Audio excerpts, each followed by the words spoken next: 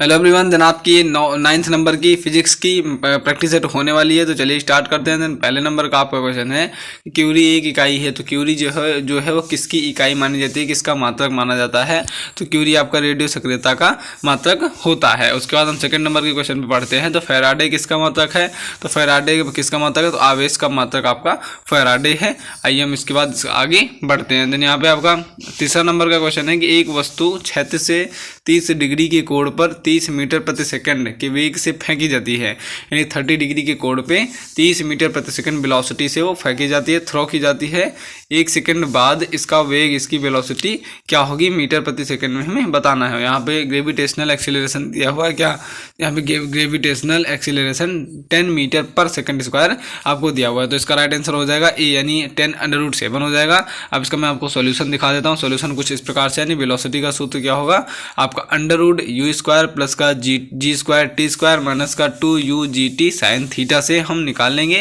तो यहाँ पे v इक्वल टू आ जाएगा अंडर रूट में u स्क्वायर, u की वैल्यू आपकी 30 दी गई है। इनिशियल वेलोसिटी u होता है आपका इनिशियल वेलोसिटी और v होता है आपका फाइनल वेलोसिटी। तो u की वैल्यू 30 दी गई है और g की वैल्यू 10 दी गई है और टाइम दिया गया है 1 सेकंड और 2u, यानी यहाँ पे हम रखने के बाद हमारा राइट आंसर क्या आ जाएगा 10√7 मीटर प्रति सेकेंड। उसके बाद आपका चौथा नंबर का क्वेश्चन है कि एक वस्तु क्षैतिज से थीटा कोण पर जमीन से प्रक्षेपित की जाती है।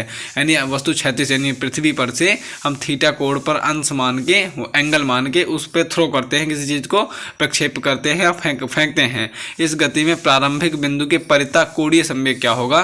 तो यानी आपका प्रारंभिक बिंदु के परितः बताना है, उसके गोलाकार चक्कर में परितः उसके चारों ओर उसका कोणीय संवेग कितना होगा। तो वो बढ़ता जाएगा, यानी क्या होगा इंक्रीज होता जाएगा लगातार। उसके बाद आपका पाँचवें नंबर का क्वेश्चन है कि जब एक बस अचानक मुड़ती है तो यात्रियों पर बाहर की ओर धक्का लगता है, इसका कारण है। तो यानी जब एक बस अचानक जब मोड़ पे मुड़ जाती है तो अगर हम बस दाएं यानी बाएं ओर मुड़ रही है तो हमारा शरीर जो दाएं तरफ झुक जाएगा, और अगर वो दाएं तरफ मुड़ रही है तो हमारा शरीर बाएं तरफ झुक जाएगा। ऐसा क्यों होता है, तो गति के जड़त्व के कारण होता है, क्योंकि बस चलती रहती है तो उसके साथ साथ हमारा जो शरीर का निचला हिस्सा होता है वो उसके सीट से लगा होता है। तो बस मूव करती रहती है, गति करती रहती है, उसके साथ हमारा शरीर का निचला हिस्सा भी उसके साथ मोशन करता रहता है, गति करता रहता है। और ऊपर का धड़ जो रहता है, यानी कमर से ऊपर का जो शरीर वो टच नहीं रहता है, वो आपका विरामावस्था में रहता है। तो जैसे अचानक से बस मुड़ती है तो आपका नीचे वाला हिस्सा भी वो भी अचानक से मुड़ जाता है और ऊपर वाला हिस्सा बाईं ओर धक्का दे जाता है। हमें लगता है कि बाईं ओर, हमें ऊपर वाला हिस्सा हमारा बाईं ओर धक्का दे दिया गया है। देन आपका 5 का जो है ऑप्शन ए राइट आंसर हो जाएगा। देन आपका छठे नंबर का क्वेश्चन है, छठवें नंबर का, कि संवेग संरक्षण का नियम आधारित होता है। तो संवेग संरक्षण का नियम जो है वो किस पे आधारित होता है, तो गति के द्वितीय नियम पर आपका आधारित होता है संवेग के संरक्षण का नियम। तो न्यूटन ने दिया था आपका संवेग का संरक्षण का नियम, ये भी आपको याद नहीं, न्यूटन ने दिया था। तो संवेग का संरक्षण जो है न्यूटन के किस नियम पर आधारित है, तो ये हो जाएगा गति के द्वितीय नियम पर आधारित है आपका न्यूटन का वो संवेग संरक्षण का नियम। उसके बाद 7वें नंबर का आपका क्वेश्चन हो जाएगा कि एक मजदूर सिर पर 10 किलोग्राम का एक पत्थर रखकर धरातल पर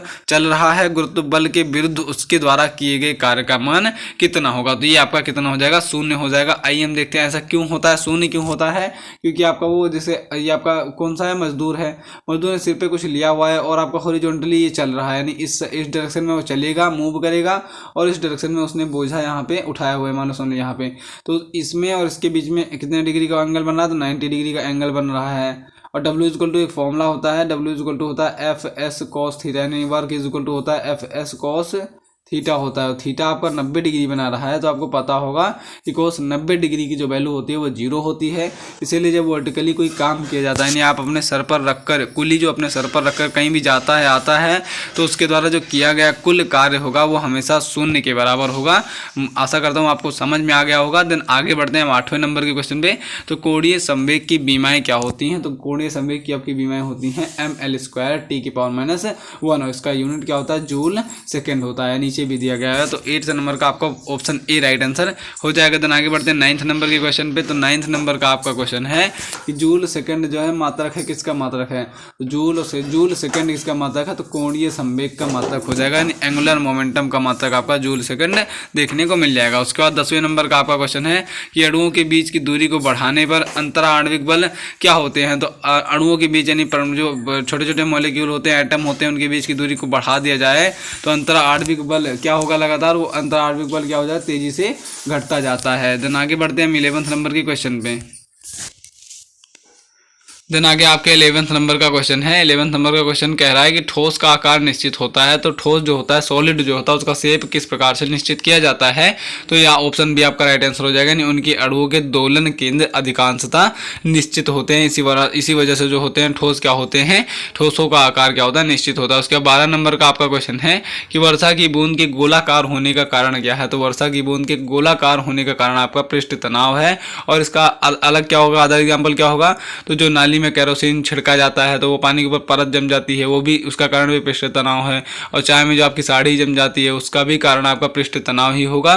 तो वर्षा की बूंदों का जो गोलाकार होने का कारण वो क्या होता है, तो पृष्ठ तनाव यानी सरफेस टेंशन होता है। उसके बाद आगे बढ़ते हैं हम 13 नंबर के क्वेश्चन पे। ससंजक बल का मान क्या होता है। तो ठोसों में हमेशा क्या होता है, वो अधिकतम होता है। ऑप्शन ए आपका राइट आंसर हो जाएगा 13 नंबर का क्वेश्चन का। उसके बाद 14 नंबर का आपका क्वेश्चन है कि उष्मा का यांत्रिक तुल्यांक जे है, यानी उष्मा को जो यांत्रिक तुल्यांक जे है वो एक परिवर्तन गुणांक माना जाता है। उसके बाद 15 नंबर का आपका क्वेश्चन है कि किसी ठोस का पिघलना किस प्रकार का परिवर्तन होता है। तो समदाबी परिवर्तन होता है। किस प्रकार का परिवर्तन होता है, यदि कोई ठोस जो है अगर पिघल रहा है तो समदाबी परिवर्तन कहलाया जाए, आइसोथर्मल प्रोसेस कहा जाएगा, आइसोथर्मल चेंज कहा जाएगा उसे। उसके बाद 16 नंबर का आपका क्वेश्चन है कि सूर्य के स्पेक्ट्रम में काली रेखाएं या फ्रॉनहोफर रेखाएं जिन्हें कहते हैं। तो सूर्य के स्पेक्ट्रम में काली रेखाओं को क्या कहा जाता है, तो फ्रॉनहोफर रेखाएं कहा जाता है। ये भी आपका पूछा जा सकता है क्वेश्चन ऑप्शनल में। और आपको यहाँ से 2 क्वेश्चन यहाँ से रेडी हो गए। प्राप्त होती है विकिरण के किस अवशोषण, यानी विकिरण के किस वजह से आपका ये फ्रॉनहोफर रेखाएं जो हैं वो प्राप्त होती हैं, तो अवशोषण के कारण ये प्राप्त होती हैं। उसके बाद 17 नंबर का आपका क्वेश्चन हो जाएगा, जब उष्मा विकिरण किसी द्रव्य माध्यम से गुजरता है तो माध्यम का ताप क्या होता है। जब उष्मा विकिरण जो है किसी भी माध्यम से, किसी द्रव माध्यम से अगर उष्मा को गुजारा जाएगा तो उसका माध्यम का ताप क्या हो जाएगा, वो बढ़ जाएगा ऑटोमेटिकली। आपको भी बताया, अगर कहीं से भी हम ताप को गुजार रहे हैं तो उसका भी, उसके आरी बगल जो आस पास होगा जो उसका टेम्परेचर भी क्या हो जाएगा, वो बढ़ जाएगा। उसका 18 नंबर का आपका क्वेश्चन हो जाएगा कि सर्दियों में ऊन के कपड़े पहने जाते हैं, क्योंकि ऊन के कपड़े क्या होते हैं, तो उष्मा के कुचालक होते हैं। यानी ऊन के कपड़े जो होते हैं उनमें कुछ उष्मा जो है कम वो खींचते हैं, और आपका वो उन्हें उष्मा के कुचालक होते हैं। ये क्या लिखा है यहाँ पे, सर्दियों में ऊन के कपड़े पहने जाते हैं क्योंकि ऊन के कपड़े क्या होते हैं, उष्मा के कुचालक।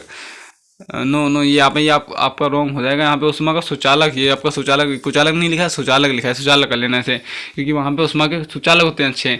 उसके बाद 19 नंबर का आपका क्वेश्चन हो जाएगा कि निम्नलिखित में से किसका तरंग दैर्ध्य सर्वाधिक है। तो इनमें हमें बताना है। तो लाल रंग का तरंग दैर्ध्य सर्वाधिक है, उसकी जो रेडियस है वो ज़्यादा है, यानी वो ज़्यादा दूर तक फैलता है, प्रकीर्णन भी ज़्यादा है, सबसे ज़्यादा लाल रंग का। उसके बाद आगे नंबर बढ़ते हैं। 20 नंबर का क्वेश्चन है कि दूरबीन का आविष्कार जो है किसने किया था। तो दूरबीन का आविष्कार आपके गैलीलियो ने किया था। उसके बाद 21 नंबर का क्वेश्चन है कि बिजली के बल्ब का फिलामेंट डॉट डॉट का बना होता है। तो बिजली का जो बल्ब है उसका फिलामेंट किससे बना होता है, टंगस्टन से बना होता है बिजली के बल्ब का फिलामेंट। उसके बाद आगे बढ़ते हैं हम, यानी यहाँ पे 17 से लेकर और 21 तक का आपको सोल्यूशन दिया गया। हम पढ़ लेते थोड़ी देर से।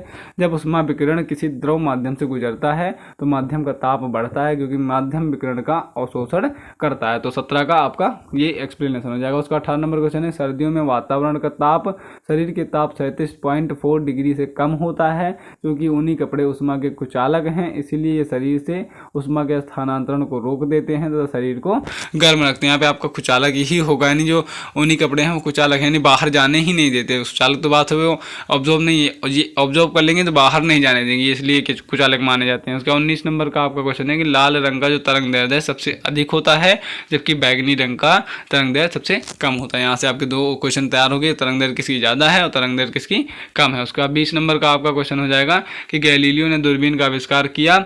आधुनिक प्रयोगात्मक विज्ञान के संस्थापक गैलीलियो इटली के प्रसिद्ध भौतिक विज्ञानी एवं खगोल शास्त्री थे। उसके बाद 21 नंबर का एक्सप्लेनेशन है कि बिजली के बल्ब का फिलामेंट जो है टंगस्टन धातु का बना होता है। देन आगे बढ़ते हैं। 22 नंबर का क्वेश्चन है, एक बैटरी परिवर्तित करती है। तो एक जो बैटरी होती है वो किसे परिवर्तित करती है, तो केमिकल ऊर्जा को, यानी केमिकल एनर्जी को विद्युत ऊर्जा में बदल देती है। उसके बाद 23 नंबर का आपका क्वेश्चन हो जाएगा, कैथोड किरणें यानी कैथोड रेज क्या है, तो इलेक्ट्रॉन, यानी कैथोड किरणें जो है इलेक्ट्रॉन की धारा को कहा जाता है। उसके बाद हम 24 नंबर के क्वेश्चन पर बढ़ते हैं। तो एक चुंबक डॉट डॉट से बने हुए को आकर्षित करती है। तो लौह और इस्पात से बने हुए को जो चुंबक है, वो कहते हैं चुंबक जो है उसी को आकर्षित करती है। उसके बाद 25 नंबर का आपका क्वेश्चन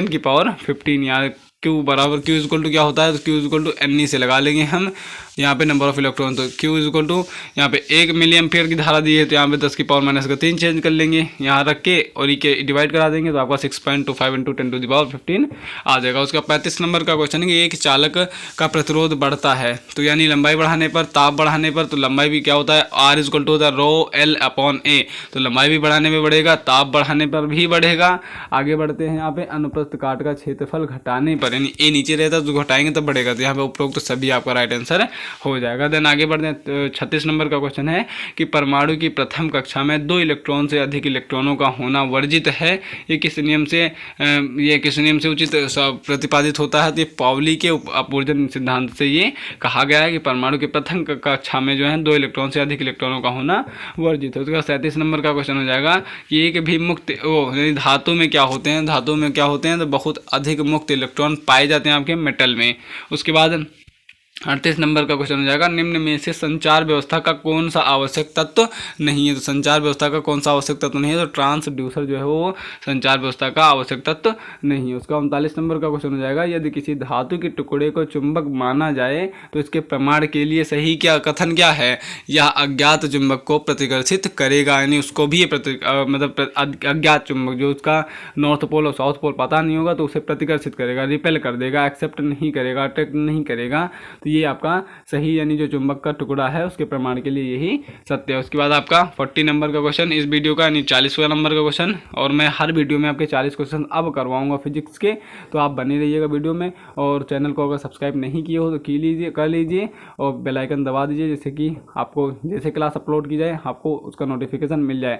और बता दूँ मैं केमिस्ट्री की लगातार प्रैक्टिस आपकी 30 से 35 प्रैक्टिस में करवाऊँगा, जो कि आपके पेपर के हिसाब से अगर देखा जाए तो बहुत ही इंपॉर्टेंट साबित होंगी, क्योंकि केमिस्ट्री लगभग बच्चों की कमज़ोर रहती है, क्योंकि 12 बाद तो नॉर्मली अब इसी में पढ़ना पड़ रहा होगा बस, और किसी में तो लगता नहीं, नॉर्मल बेसिक लगता है, तो वैसे 12 का लगता नहीं, तो मैं करवा रहा हूँ, आप वहाँ पे जाके विजिट कर सकते हैं चैनल पे। उसके बाद 40 नंबर का क्वेश्चन है कि विद्युत चुंबक बनाने के लिए उपयुक्त पदार्थों में से क्या गुण होनी चाहिए, तो उच्च धारणशीलता एवं अल्प निग्राहिता होना चाहिए। तो 40 का ऑप्शन ए जो है राइट आंसर हो जाएगा। देन कैसे लगी आपको वीडियो, कमेंट में एक प्यारा सा कमेंट लिख देना। So thanks for watching this video and जय हिंद, वंदे मातरम।